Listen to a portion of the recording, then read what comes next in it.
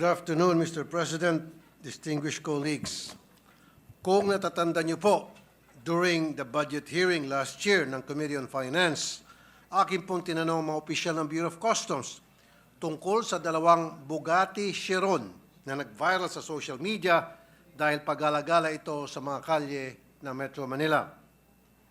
Ang Bugatti Chiron ay isa sa pinakamahal na sasakyan sa buong mundo na nagkakahalaga ng 3 million US dollars kada isa.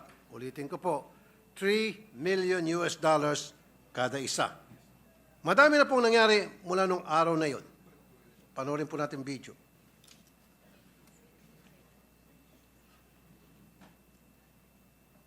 Bugatti Chiron. Yung backup niya, G63 Mercedes Brabus. So, chinek ko po yung presyo ng Bugatti Chiron. That's 3 million US dollars ang tag price. Ang tanong, nagbayad ba ng tax itong dalawang Bugatti Chiron na nakita sa kalye? Tinignan nila yung 2019 onwards, 2019, 2020, 2021, 2022, 2023. Wala pa ho, walang record. Wala sila. talaga. So Wala. therefore, ibig sabihin, ito po ay nakalusot. Ayon sa customs, mismo mga may-ari ng sasakyan ang nagsuko ng mga luxury cars. Isa rin po si Senator Raffy Tulfo na nagbigay sa amin ng tip dyan. Meron na rin po kami mga intelligence information regarding these. As early as now, medyo kinukongratulate ko po ang Bureau of Customs for recovering one of the two Bugatti Chirons last February 9. Pero, Mr. President, bago nakamta ng tagumpay na ito, sandamakmak na kapalpakan muna nangyari at nakapasok itong Bugatti Chiron nito nang walang record sa customs at narehistro pa sa LTO. Mr. President, I come before this chamber because of the irregularities that have been flagged to me regarding these Bugattis. Una po, nung ito ay tinanong ko noong Nobyembre kung nagbayad ba ng customs duties ang mga ito, agad akong sinagot ng wala sa records ng Bureau of Customs na ito'y nagbayad ng duties and taxes, itong dalawang Bugatti. They confidently told me that they looked at the records from 2019 onwards at wala daw talaga, sa nakita niyo po kanina sa video. They said that before the Senate budget deliberations and they would not say that if they had no basis. Ngayon po, bilang pag-follow up ko sa nangyaring ito, dahil nga may nag-surrender na ng isang Bugatti, akin pong background check ang registration ng dalawang Bugatti sa LTO. Ang blue na Bugatti na may plate number na NIM 5448 ay lumilitaw na nakarehistro sa pangalan ng isang foreigner na si Tu Trang Nguyen. At ang pulang Bugatti na may plate number NIM 5450 ay nakarehistro naman kay Meng Junzhu. Sa pag-aaral ng mga dokumentong pinasa nila sa LTO upang ito'y marehistro, may kita na itong dalawang sasakyan ay magkasabay na prinoseso.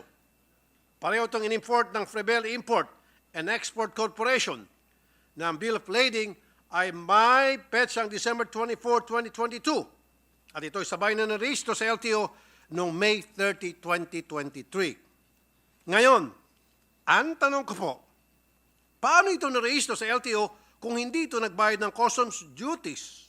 Ayon sa sinasabi ng mga nakapanayam natin dito noong Nobyembre. Salungat ito sa mga dokumentong sinumiti sa LTO kung saan may kambala certificate of payment ang dalawang Bugatti na ito na in-issue ng Bureau of Customs.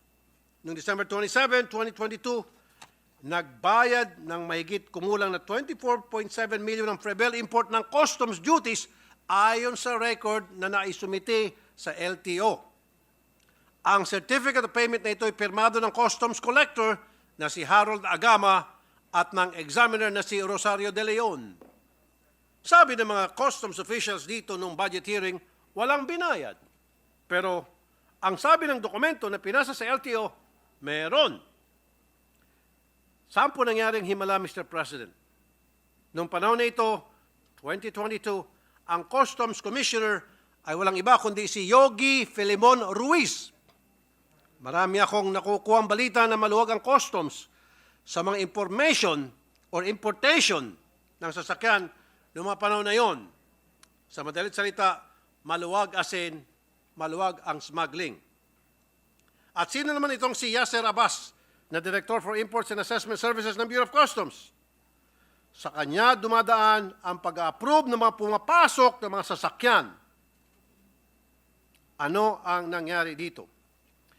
Mr. President, sanga-sangang problema po ang nais ko mabigyan diin ngayong araw. Una po ang smuggling. Makikita po natin na may nakagawa ng paraan para mag-import ng mga luxury vehicles nang hindi nagbabayad ng karapatang buwis. Ayon sa kaduda-dudang Certificate of Payment na sinabit sa LTO, 24.7 million lang ang binayaran ng kada Bugatti owner. Pero kung i-compute ito, mahigit 207 million kada Bugatti ang estimated duties and taxes na dapat sana nakolekta ng gobyerno. Ibig sabihin, naluging gobyerno ng 183 million pesos kada sasakyan, or a total of 366 million pesos ang nalugi. Ito ay kung tunay ang mga dokumentong sinumitin nila sa LTO. Tinawagan po namin ulit ang Customs tungkol sa Certificate of Payment na ito. Ang sagot po ng Customs kaninang umaga sa amin ay doubtful daw po sila sa legitimacy ng mga dokumento na sinabit sa LTO. Hindi pa po kami kayang idiretso. Pangalawa, Mr. President, may problema po ang LTO sa kanilang registration process. Paano po ito nakalusot? Napakarami na pong pagkakataon na may mga smuggled luxury vehicles na narehistro ang LTO. Siyempre, sasabihin nila, tinignan nila mga pinasang mga papeles at ito'y wala namang kahinahinala sa kanilang nakikita. Ito na nga ang gusto kong matutukan natin dito. Sana maisaayos na ang modernization program ng Customs para madaling mag-coordinate ang iba't ibang ahensya ng gobyerno tulad ng LTO. Dehado po ang taong bayan dito. We have to implement already the National Single Window Program. Itong Customs, they keep on delaying it sapagkat sila ay kumikita dito. Just this year, we gave them a budget of more than 1 billion pesos for their modernization program. This should be utilized to enhance our ability to collect customs duties efficiently. Napakamakapangyarihan po nitong mga Bugatti owners. May galamay sila sa napakaraming ahensya ng gobyerno.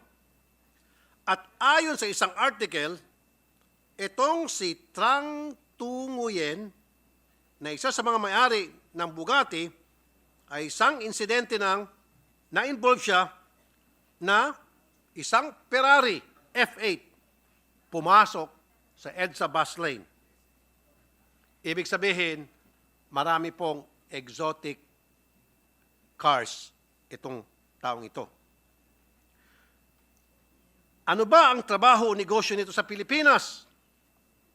Kung legit na ito ay may trabaho o negosyo, nagbabayad ba ito ng buwis?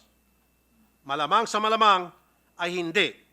Dahil kung nakalusot ito sa Customs na mahigpit ang pagbabantay nga, kung tutuusin, mas lalo pa sa BIR. Ilan pa kaya ang katulad ni Nguyen na may pribileyo sa Customs, BIR, LTO at Immigration? Mr. President, according to our Constitution, tayo po inatasang mag-evolve ng progressive system of taxation. Ibig sabihin, mas mataas ang kita, mas malaking binabayaran na buwis. Pero base sa mga napag-alaman natin ngayon, ang progressive po ay hindi taxation, kundi tax evasion. Mr. President, we need funds to run this government and to provide service to the people. Let us develop an effective system that would prevent tax evasion and corruption. Maraming salamat po, Mr. President.